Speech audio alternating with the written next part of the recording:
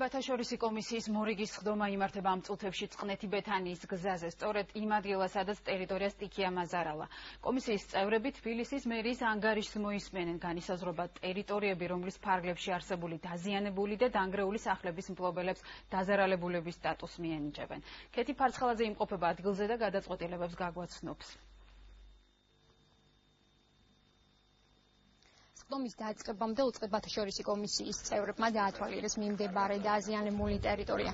ამ წუთებში კი მიმდინარეობს ხდომა, რომელსაც უწყება ქალაქის მერი დავით ნარმანია, როგორც ნარმანიამ შეხვედრის დასაწყისში განაცხადა, ამ ეტაპისთვის სამუშაოები მიმდინარეობს წარმატებით. საქმე ეხება როგორც მოსახლეობისთვის ზიანის ანაზღაურებას, ასევე ინფრასტრუქტურული საკითხების მოწესრიგებას. დღევანდელ ხდომაზე წარმოადგენენ რამდენიმე კვლევას, რომელიც ამ ტერიტორიების ზიანის შეფასებას და განსაზღვრას ეხება. ერთ-ერთი კვლევა მოამზადა გარემოს დაცვის სამინისტრომ და როგორც სამინისტროს წარმომადგენელმა ჩვენ განგვიცხადა, ამ კვლევამ აჩვენა, რომ უმჯობესია ალტერნატიული გზის ძიება. საქმე ეხება წყნეთი ბეთანიის გზას და ორივე მონაკვეთს, რომელიც ამ გზასთან არის დაკავშირებული.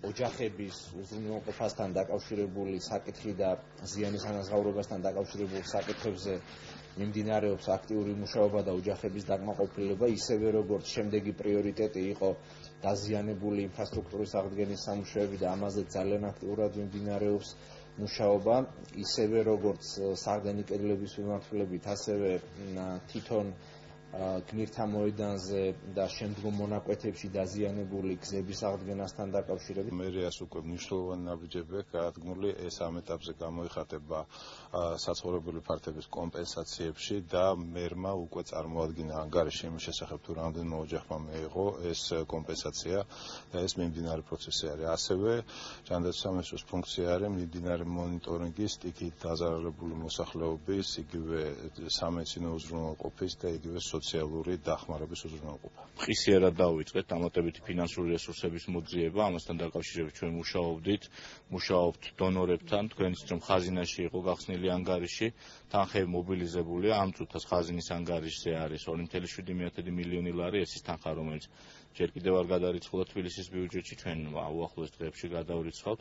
გარდა ამისა, რამდენიმე დონორთან მუშაობთ იმასთან დაკავშირებით, რომ მოვიზიდოთ დამატებითი ინფრასტრუქტურული დაფინანსება. ორივე გზის მდგომარეობა დღეისთვის საკმაოდ რთულია, კომისია მსჯელობს, როგორ შეიძლება პარალელურად პროცესების წარმართვა, რა თქმა უნდა, ადამიანების უსაფრთხოება იქნება პირველხარისხოვანი, გასათვალისწინებელია ისიც, რომ ჩვენმა სამინისტრომ შეასრულა პირველადი დავალებები, რაც ეხებოდა ადრეული შეტყობინების სისტემის მომზადებას, თუმცა მიუხედავად ამისა, ფიქრობთ, რომ უსაფრთხოების გაზრდის მიზნით ის რეჟიმი, რომელიც დღეს არსებობს, შენარჩუნებული უნდა იქნას.